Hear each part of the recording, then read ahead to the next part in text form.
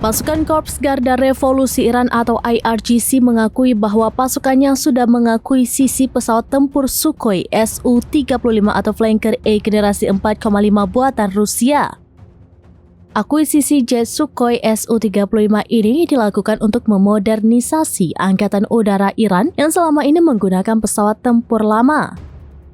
Akuisisi jet tempur Sukhoi Su-35 oleh Iran dibenarkan Wakil Koordinator Markas Besar Khatamul Anbiya Iran, Ali Samdani.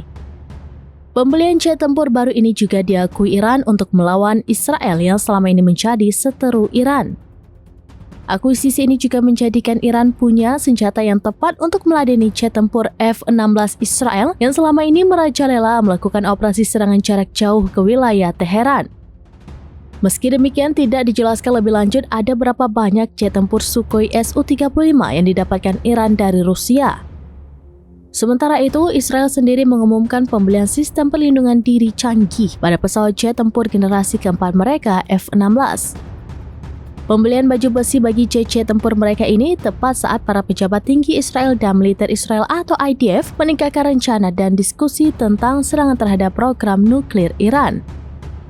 Pembelian sistem perlindungan diri bagi jet-jet F-16 itu semakin memantik spekulasi jika Israel bersiap menyerang Iran dalam strategi yang mereka sebut sebagai aksi pencegahan dengan menyerang lebih dulu daripada diserang.